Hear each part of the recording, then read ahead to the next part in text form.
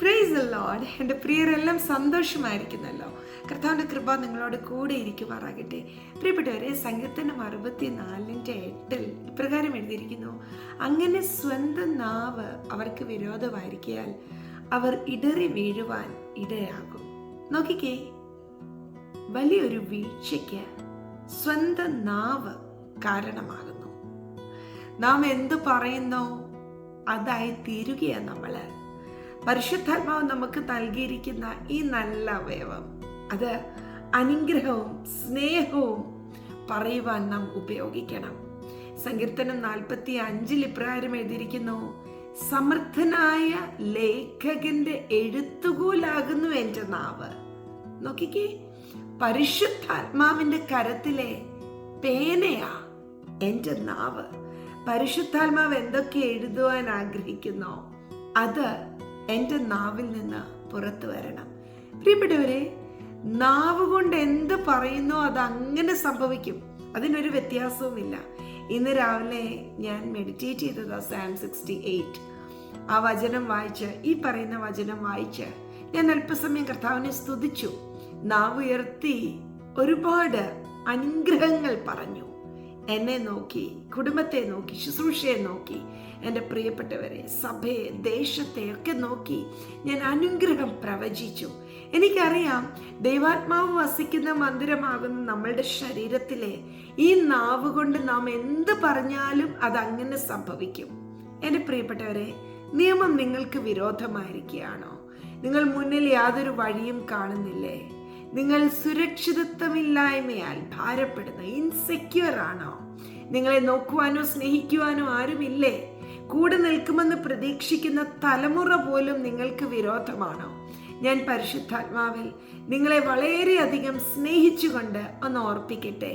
കർത്താവ് തന്നിരിക്കുന്ന നാവ് കൊണ്ട് അവയൊക്കെ നോക്കി ഒന്ന് അനുഗ്രഹം പറഞ്ഞേ. കർത്താവ് ആ വ്യക്തിത്വങ്ങളെ തിരിക്കും. നിയമം നിങ്ങൾക്ക് അനുകൂലമാകും.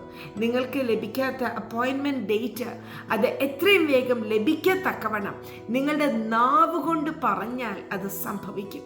അത് പരിശുദ്ധാത്മാവിന് കഴിയും. അതുകൊണ്ടല്ലേ വചനം പറഞ്ഞിരിക്കുന്നത് നിങ്ങളുടെ നാവ് സമർത്ഥനായ ലേഖകന്റെ എഴുത്തുകോലാകുന്നുവെന്ന്. അതുകൊണ്ടല്ലേ വചനം പറയുന്നത് മരണത്തിനും ജീവനും അധികാരം നാവിൻ്റെ മേലുണ്ടെന്ന്. അതിൻ്റെ ഫലം നിങ്ങൾ അനുഭവിക്കുമെന്ന്. ഈ വചനം ജീവനുള്ള വചനമല്ലേ? വചനത്തിൽ എന്ത് പറഞ്ഞിരിക്കുന്നു അതല്ലേ നാം അതായി തീരണ്ടേ? അങ്ങനെയാണെങ്കിൽ എന്തുകൊണ്ട് നമുക്ക് നമ്മളുടെ നാവിനെ ഒന്ന് ഉപയോഗിച്ചുകൂടാ? ഇന്ന് എൻ്റെ പ്രിയപ്പെട്ടവർ, നിങ്ങളുടെ ജീവിത സാഹചര്യങ്ങളെ നോക്കി നന്മ പ്രവചിച്ചേ. നിങ്ങളുടെ ജീവിതത്തിലെ അടഞ്ഞ വാതിലുകളെ നോക്കി തുറക്കുവാൻ കൽപ്പിച്ചേ. നിങ്ങളുടെ ജീവിതത്തിൽ മുന്നോട്ട് ഗമിക്കുവാൻ കഴിയാത്ത അവസ്ഥകളെ നോക്കി പ്രവചിച്ചേ. കർത്താവ് അത്ഭുതങ്ങളെ ചെയ്യും. തലമുറകളെ നോക്കി നന്മ പ്രവചിച്ചേ, അനുഗ്രഹം പ്രവചിച്ചേ. അനുകൂല സാഹചര്യങ്ങൾ കാണുന്നില്ലായിരിക്കാം, എന്നാൽ അവരെ സ്വർഗം തിരിക്കും. ഒരു ഡിവൈൻ ലൈഫ് സ്റ്റൈലിലേക്ക് നിങ്ങളുടെ കുഞ്ഞുങ്ങളെ പരിശുദ്ധാത്മാവ് നയിക്കും. അതേ പ്രിയപ്പെട്ടവരെ, എന്നോടൊപ്പം ആയിരിക്കുന്ന എൻ്റെ പ്രിയപ്പെട്ടവരെ ഞാൻ ഇന്ന് എൻകറേജ് ചെയ്യുന്നു. നിങ്ങളുടെ നാവ് ദൈവഹിതപ്രകാരം ഉപയോഗിക്കുക.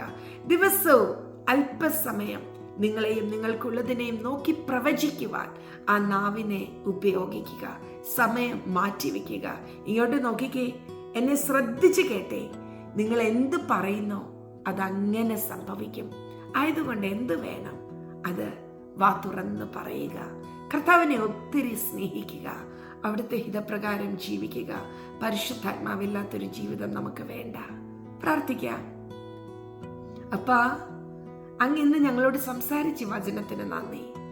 ഞങ്ങളുടെ നാവ്, അടിയന്റെയും എന്നോടൊപ്പം പ്രാർത്ഥിക്കുന്ന എൻ്റെ പ്രിയപ്പെട്ടവരുടെയും നാവ് ഞങ്ങൾക്കൊരിക്കലും വിരോധമാകല്ലേ. ഞങ്ങളുടെ ജീവിതത്തിൽ വീഴ്ചയ്ക്കത് കാരണമാകല്ലേ. കഴിഞ്ഞ നാളുകളിൽ ഞങ്ങൾ നെഗറ്റീവായി സംസാരിച്ചത്, സാഹചര്യങ്ങളെ നോക്കി പിറുപിറുത്തതൊക്കെ ഞങ്ങളോട് ക്ഷമിക്കണമേ. ഞങ്ങളൊരു അനുഗ്രഹമാ. അങ്ങ് ഞങ്ങളിൽ വസിക്കുന്നതിനാൽ ഞങ്ങൾ ജയാളികളാ. ഹല്ലേലൂയ. ഞങ്ങൾ അങ്ങയുടെ പൊന്നും മക്കളാകിയാൽ സ്തോത്രം. അങ്ങയ്ക്ക് ഞങ്ങളോട് പ്രിയമുണ്ടാകിയാൽ നന്ദി. അങ്ങയ്ക്ക് ഞങ്ങളോട് ഭയങ്കര ഇഷ്ടമുള്ളതിനായി നന്ദി. ഞങ്ങൾ അങ്ങയെ സ്നേഹിക്കുന്നു കർത്താവേ. ഹല്ലേലൂയ.